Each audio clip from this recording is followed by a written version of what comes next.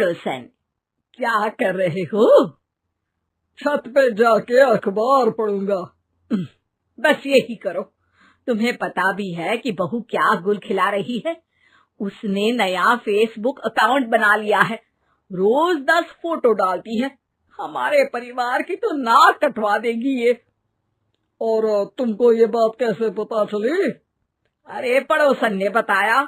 उसकी बहू भी फेसबुक पर है ना, तो उसको पता चल गया। हाँ हाँ, जैसे तुम तो बहुत भोली हो। पड़ोसन रोज सास को उसकी बहू के नाम पर भड़काती थी। आज तो आपकी बहू कह रही थी मुझसे आके कि आप दिन भर खाती रहती है, खा खा के घटोत्कच हो गई है। क्या?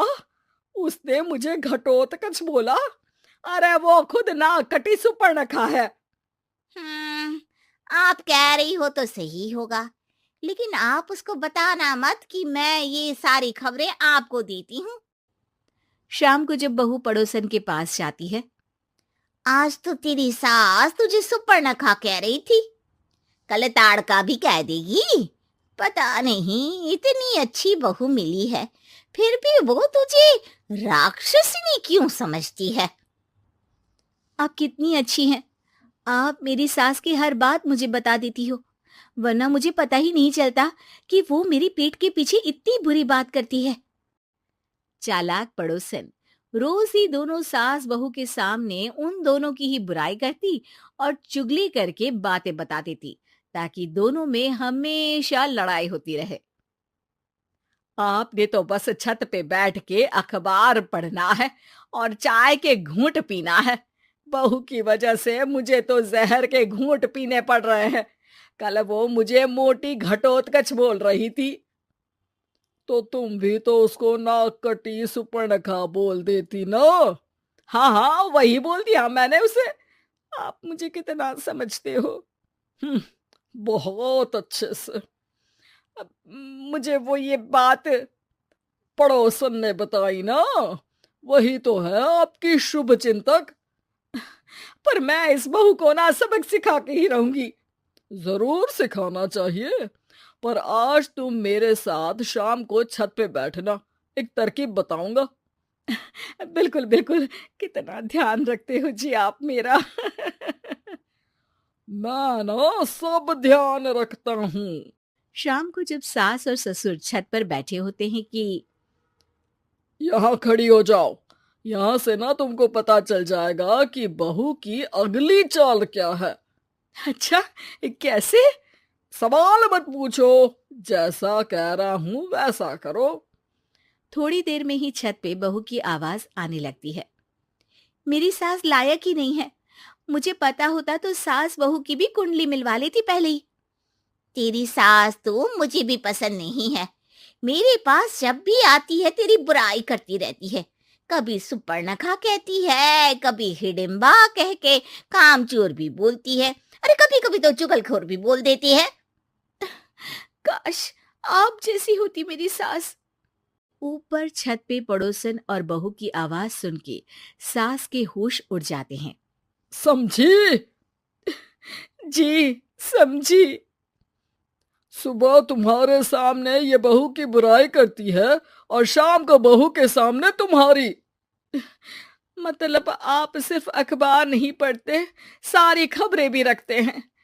अब तो इस पड़ोसन को भी सबक सिखाना पड़ेगा। शाम को सास बहू को जाके पड़ोसन की साजिश के बारे में बता देती है। हाँ, मुझे माफ कर दो माँ जी। तुम भी अपनी माँ जी को माफ कर दो, इन्होंने भी तो तुमको बहुत कुछ कहा है। अरे बस बस, अब ये सोचो कि पड़ोसन को सीधे कैसे करना है। अगले दिन सुबह पड़ोसन सास का इंतजार कर रही होती है, लेकिन वो देखती है कि वहां सास और बहू एक साथ आ जाते हैं। अरे अरे, आज दोनों एक साथ।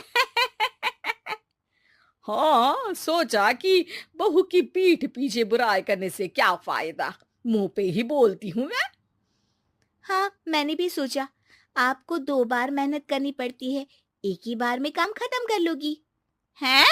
वो मैं आप लोगों को कैसे पता चला? क्योंकि ऊपर वाला सब देख रहा है। पड़ोसन ऊपर देखती है, वहां ससुर खड़े होकर हंस रहे होते हैं। अ, मतलब आप हमारी बातें सुन लेते थे? हाँ, सुन लेता था और मजे भी लेता था। आपको तो शकुनी होना चाहिए। क्या चाल खेली है आपने, एकदम सास बहू के सीरियल जैसी। तो बताओ पड़ोसन जी, मेरी बहू ने आपसे अब मेरे बारे में क्या बोला? यही बोला कि सास बहुत अच्छी है, बहुत ध्यान रखती है। अच्छा, और सास ने मेरी क्या बुराई की? नहीं ना की बुराई, हमेशा तारीफ करती है। भगवान सबको ऐसी सास दे। मेरी गलती है जो मैंने आप लोगों में आग लगाने की कोशिश की। पर छत पे लगा हुआ सीसीटीवी, यानी कि शर्मा जी सब देख रहे थे। हाँ जी, मुझे माफ कर दीजिए। माफ क्या, आपको तो अब हम साफ ही कर देंगे अपने वालों की लिस्ट से। आज से आपकी और हमारी बात बंद, लेकिन बुराई जारी रहेगी। अब आपकी हरकत के बारे में पूरे मोहल्ले को बताना तो पड़ेगा ना आंटी जी।